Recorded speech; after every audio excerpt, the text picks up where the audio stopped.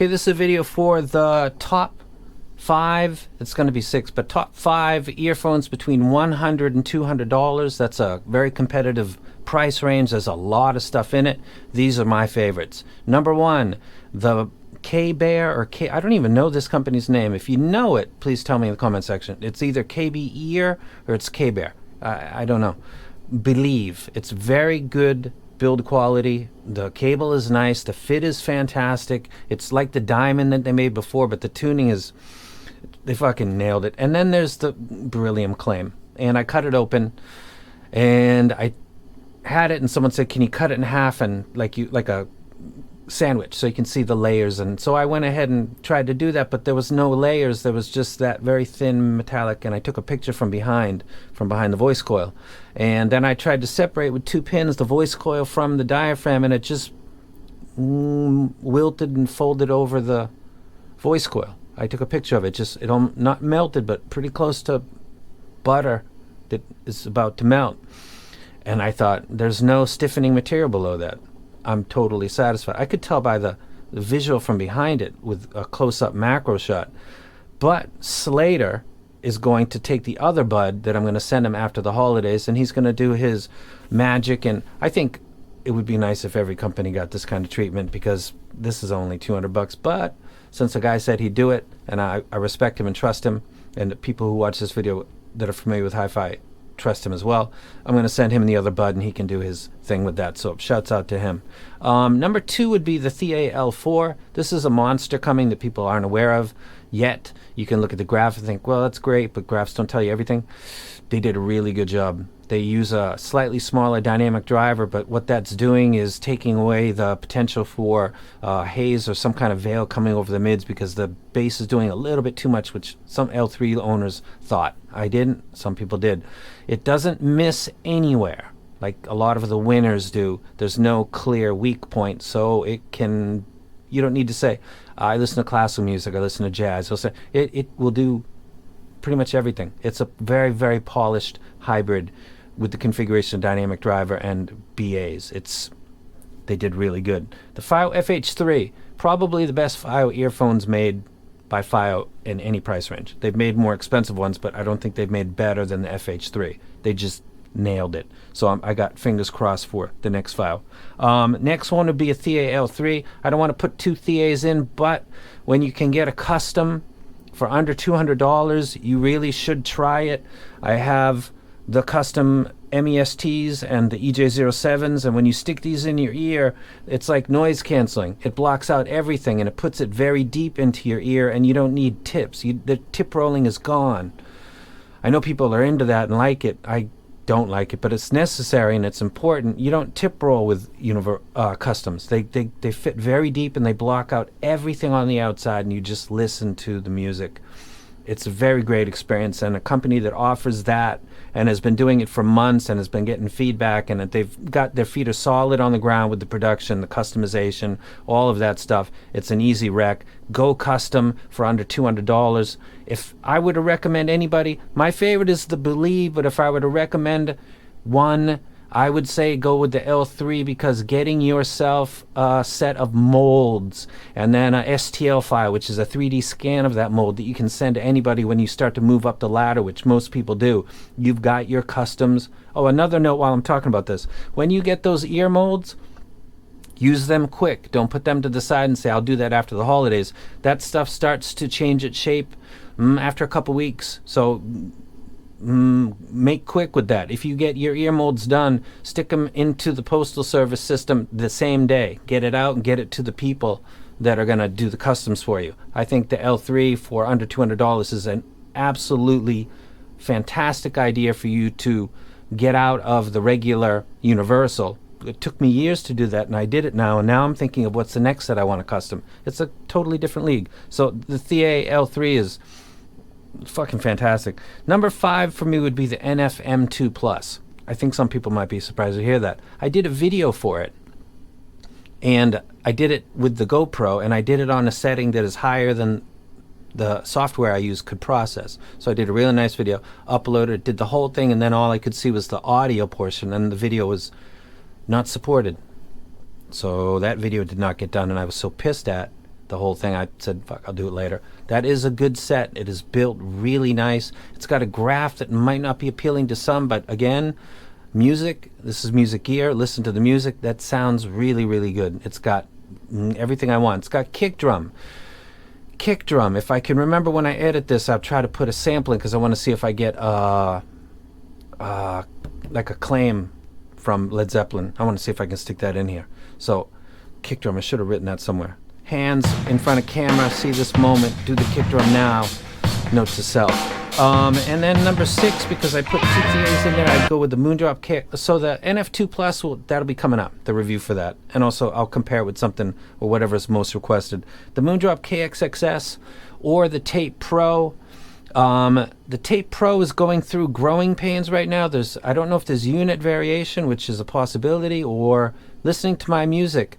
I was quite specific with what I thought, and they took and toned down the peak. It seemed like they were hitting all the markers, but some of the feedback is not reflecting that. And because I'm the first person to get some of this stuff, and then other people, then they go into full production and they do stuff, I've got to hesitate before I keep shoving stuff down people's throat. If you got it and you like it, I'm very happy for you. If you got it and you didn't like it, it could be taste. It could be more than that. I don't think that there's any QC issues. I think it comes down to library or something else. But until I get more info, I'm going to hold off on pushing that anymore. Still like it, still wreck it, but I'm not going to put that on list so that people keep getting into that and repeating the same thing. So I want to see where that ends up. Moondrop KXXS, I put that on the list, but I think I'll just leave the Tape Pro. If you want to go safely, then you get the original OG tape, because that doesn't seem to have any of the negative effects, and it was very popular in and of itself, but lots of people gave feedback saying pull down that peak at 3.5 and that would go a long way. And they did, and it looked nice, and I thought they did it, but the customer's God. Reviewers aren't. So when few reviewers start telling people sell their stuff, or they keep repeating themselves, I think they're getting a little fucking out of their spot. You're supposed to give opinions. My opinion has been given, but I'm going to hold off on enforcing that until I get more feedback from the customer base, because that's where it's at. This video right here, I'm showing you this right. Ear Studio ES100 versus the QDelix 5K Bluetooth range. I used Sony X1 II LDAC on both, the Radstone player for the ES100 and the Neutron for the 5K. And the 5K gave me about double the range in an open area. With my back turned, they both hit points where they would start to stutter, and if I turned and faced the source, it would kind of reconnect and keep playing. Right about here, if you don't watch the vid, this third step is where the Ear Studio stopped, and I was able to go way out on the beach, which is going down steps.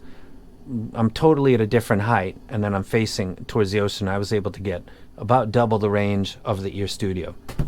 So I didn't do Bluetooth stuff for a while. So I'm done with the top 5 list, if you're still here. I didn't do Bluetooth stuff because the early stuff that I got, that's partly Chi-Fi, but some other brands, I'd plug them in, use them, walk down the stairs to use the bathroom, and it would be cutting out. And I thought, what the fuck is the point of having wireless stuff being untethered if I've got to, pay attention not to get too far away? I can understand, this is a ridiculous distance. This is 80 meters.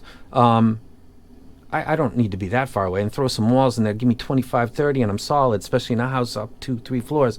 I got to check that next. But 2 years ago, Bluetooth was ridiculously poor fucking connections. It was bullshit. Today's experience with these two things, the ES100 and the 5K, totally blew my mind. I had no expectation of this amount of distance, and I did it inside where I am now, and I've gone up, down, I used the bathroom, I went down, I went out in front of the building. It held the connection. This is like a different world 2 years later. So I'm going to start to do Bluetooth stuff more, and instead of doing an unboxing and a video like I used to do, I'm going to do a range check comparison with something else, like whatever is my elite reference, and then compare TWS or anything, put same spot I did today, which is, let me see if I can... to the source. Hold on just a second. Bear with me. This is important. Turn around. Come on, dude. Dude. People are waiting, they're watching. Turn around. Turn around. Boom. There's my chick, and there's a boombox right there, and on top of that boombox is my phone with the USB-C facing bottom, so it's facing head up, and that sat in the same spot, and I measured both of them, and I got much more distance from the 5K. So every time I get Bluetooth gear, I'm going to go to that spot, I'm going to put it on that boombox, and I'm going to walk the same thing and see how far I can get. You would think, does it make a difference? Well, one of these was double the other today, with about the same battery life. The only variable would be the FiiO was a DSD for the one that had longer range. That was a Tupac DSD for the Q Deluxe, and it was Allman Brothers FLAC for the ES100. But I'm thinking that the communication between the device and the phone, it shouldn't really be file dependent. Is it? It helped the education of me, because the range check of all wireless gear, because to me, if it doesn't give me free range of a reasonable amount, it's fucking worthless to me. So instead of unbox and a video, it's going to be range check and then a video of the sound quality. Reviewing these for sound quality is going to be a lot like DAPs. They're probably going to have some kind of tonality, slightly warm, maybe analytical, but it's not like reviewing earphones where you've got a lot of bass, you scoop mids, or these things don't do that.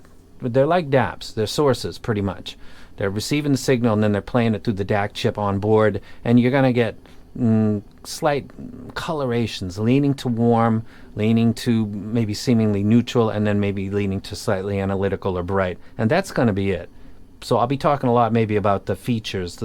It's got PEQ, it's got a graphic EQ, it's got LDAC, it's got this, it's got low latency, all that stuff that is going to be asked of me. I'll check that out.